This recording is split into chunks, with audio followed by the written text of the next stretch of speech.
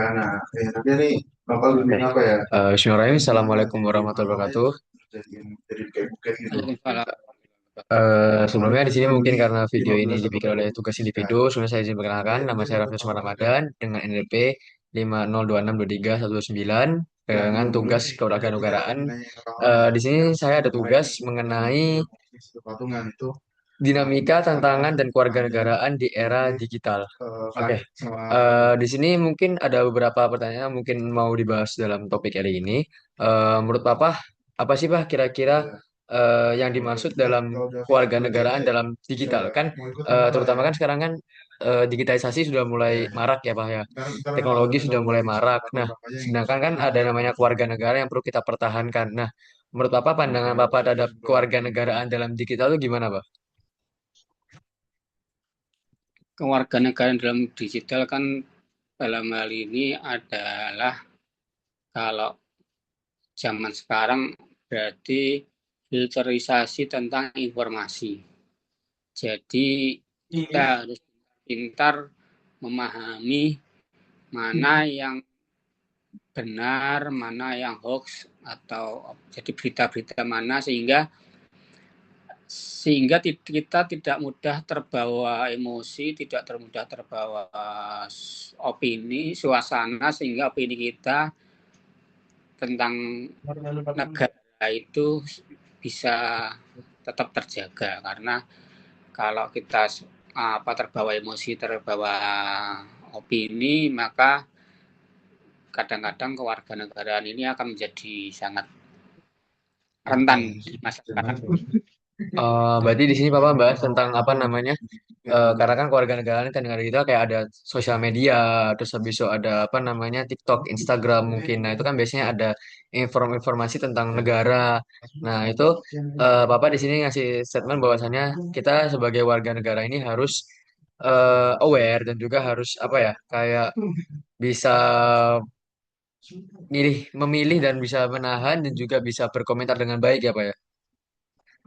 Ya, kan kita harus harus jangan mudah terbawa emosi, tidak mudah terbawa terbawa statement-statement yang terutama banyak juga kan yang menjelek-jelekan Oh iya betul negara, betul betul. pemerintah dan kan kita tinggal filter karena Nah, sebenarnya tadi tuh belum habis karena benar-benar kan itu apa apa tidak ya berita yang di bukan Malang berita aja yang apa jadi buket itu. Oh oke.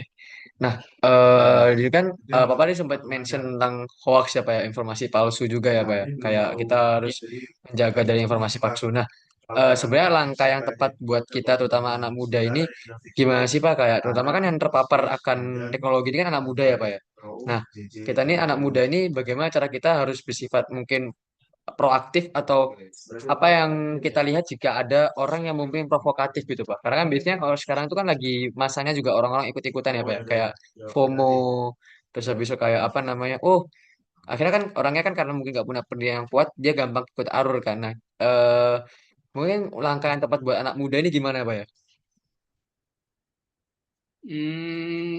ya itu baik lagi bahwa bukannya bukannya apa dalam arti bukannya tidak boleh apa tidak boleh bukan tidak boleh FOMO atau tidak boleh ya apa namanya pada intinya kita harus nggak apa-apa lah nggak kalau mungkin kalau anak sekarang ini kan takut ketinggalan takut ini makanya berusaha cepat ada informasi apa langsung ditangkap langsung di ini langsung di komen langsung ini padahal sebenarnya nggak harus loh kita langsung komen nggak harus loh kita langsung mengomentari atau mengiyakan medsos itu karena kan ya kita harus pintar-pintar harus lalu kita cross check dulu Oh, benar enggak atau tapi kita tunggu sesudah apakah ada sesudah lokal klarifikasi kan saya. apakah Nah, Mas mana Bisi enggak kan ngomong ya aku, nah ini tuh jika ngomong apa ya? bukan Aku ngomong, kalau kalau sekarang malu ini jadi oke no memang bukan no. kesannya agak Paling itu lama awas aku dua apa krisis ya kan. apa Jadi dilewat awalnya harus melu satu mudah negara. makanya kok nggak asik nggak ini Nah, tapi itu kan berorong bukan teman biro-biro kan. Kita akan di lebih database apa buat yang ada lo. itu karena Lalu kalau kita terlalu sementara itu semua saksi sih kalau itu tetap Kalau Aku, cepat Mas Dis, Mas merespon Dan, itu akan Cici, membuat kita Farid, emosi Rauf, akhirnya. Faris, sama Dimas. Oh, oke oke. Nah, tadi kan Bapak sudah nyampaikan tentang oh anak muda tuh baiknya gini, terus habis itu oh masih boleh loh seperti ini, oh masih bisa dipertahankan seperti ini. Nah, mungkin kan di sini kita juga apa namanya anak muda kan dengan adanya teknologi ini kan kita bisa melakukan banyak hal ya Pak ya.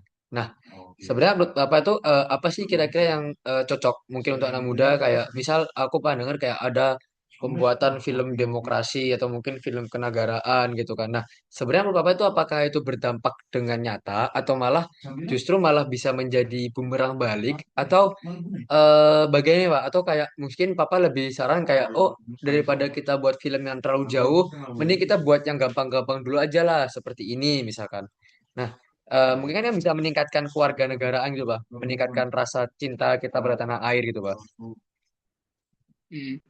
Ya, justru Papa berharap dengan adanya teknologi ini justru para para anak-anak muda ini lebih berkreatif dalam hal menyampaikan opini, menyampaikan pendapat. Jadi kalau memang itu apa berseberangan, ya tolong disampaikan dengan baik dan santun, tetap baik dan santun dan bijak atau dengan ini dengan dan tepat sasaran ya dalam arti. Tapi kalau sehingga apa informasi yang didapatkan itu bisa tepat sasaran.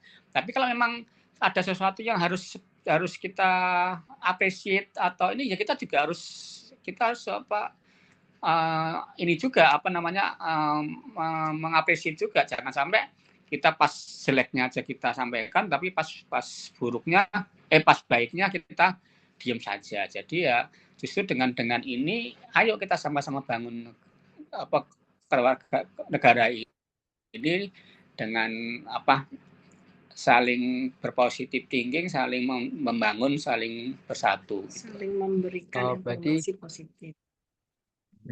Berarti tadi Papa sama Mama memberikan saran bahwasannya mahasiswa ini mungkin bisa apa namanya lebih proaktif dalam penggunaan sosial media atau apapun media informasi itu ataupun mungkin teknologi sehingga dan lebih berkreatif. Jadi kayak kita bisa melakukan apapun untuk mendongkrak yang namanya kewarganegaraan ya Pak ya.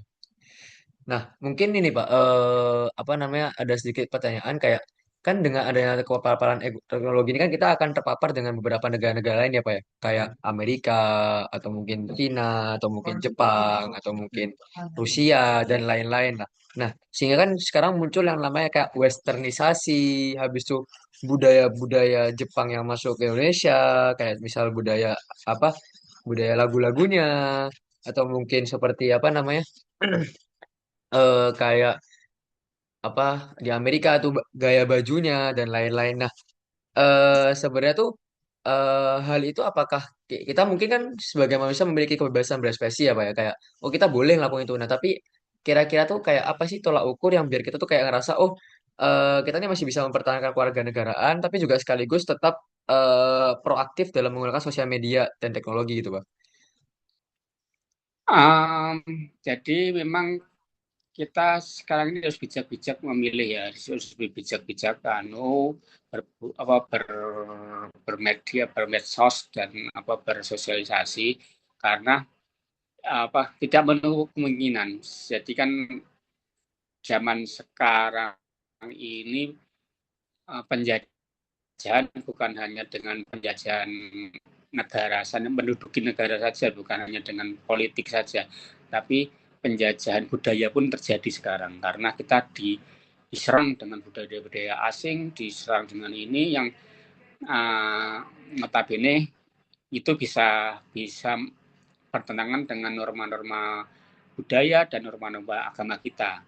Makanya kita harus bijak dan memahami mana yang ini boleh kita tiru, ini kayaknya kok sudah tidak sesuai dengan norma agama atau budaya, baiknya tidak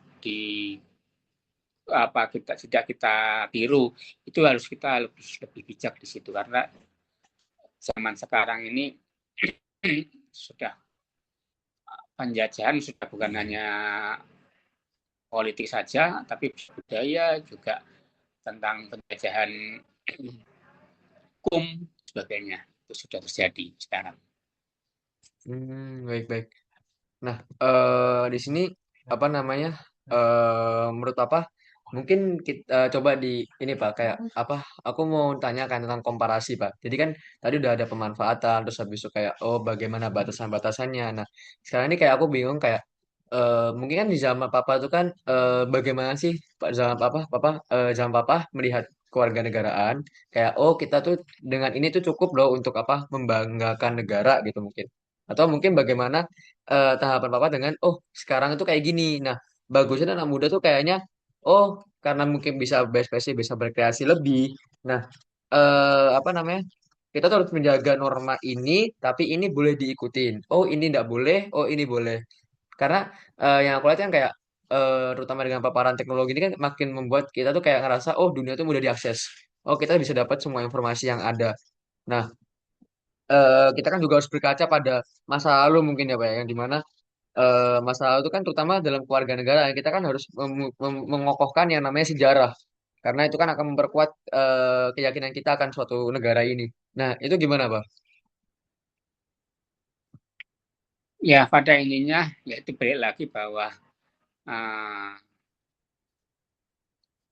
kita harus semuanya dengan bijak ya memahami informasi ya, karena terus terang zaman dulu dan zaman sekarang sudah tidak bisa lagi kita bandingkan karena Hmm, uh, dengan adanya informasi yang masuk ke kita secara bertubi-tubi, secara hampir apa bahkan hampir tiap detik, tiap menit kita mau cari informasi itu kan akan baik itu kita cari maupun kita tidak cari itu datang ke handphone kita kan. oh Selama ya kita betul masih betul betul. berhandphone itu akan semua informasi akan masuk. Makanya kita harus pinternya memfilter.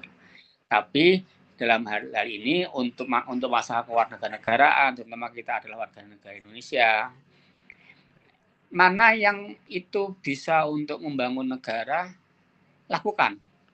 Kalau memang itu apa berupa pesan-pesan atau yang memang harus disampaikan hal yang kurang pas di kondisi sekarang, nggak apa-apa, sampaikan saja tapi dengan yang baik, dengan yang santun, dengan yang bijak, sehingga istilahnya apa sih, istilahnya kita ayo kita edukasi nggak cuman diri sendiri tapi juga masyarakat yang lain juga, bahwa ayolah buang, contoh misalnya buang sampah yang pada tempatnya, atau apa taati rambu-rambu lalu lintas apa itu perlu kayaknya untuk apa, sebenarnya ayo kita sama-sama kita galangkan, kita ini apa, sehingga dengan adanya kesadaran bernegara ini kita semakin tertib dengan aturan, karena dia apa-apain kita butuh aturan, kita butuh pegangan apa panduan apa dalam arti untuk bermasyarakat bernegara. Maka itu apa namanya, gunakan medsos ini dengan apa informasi ini untuk saling berbagi dengan yang positif dan yang mensupport, yang memberi masukan yang baik, itu aja. Jadi bukan saling menjatuhkan, walaupun memang tapi kita tidak menutup iman bahwa kita harus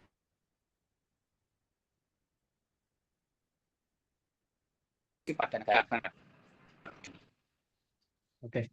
Baik, mungkin terakhir sih Pak, berarti aku izin menyimpulkan Pak bahwasannya sebenarnya Papa mendukung adanya teknologi ini semakin maju dan berkembang. Dan apa namanya tapi harus tetap dipahami batasan-batasannya dan juga kita juga harus ngerti kayak oh kapan sih kita bisa bertindak, kapan kita bisa komen, kapan kita bisa ini atau mungkin kapan kita harus diam atau mungkin kapan kita harus lebih cross check lebih jauh apakah informasi ini benar atau tidak. Lalu berikutnya kita sebagai anak muda yang harus aktif dan proaktif, kita mungkin juga bisa berkontribusi lebih dengan lebih kreatif untuk bisa menyampaikan banyak hal terutama dengan adanya informasi yang semakin cepat dengan sosial media. Jadi kita bisa lebih menyampaikan informasi kepada banyak orang dengan cara cepat gitu ya. Ya, jadi zaman sekarang adalah informasi, karena justru dengan informasi inilah kita akan tahu semua.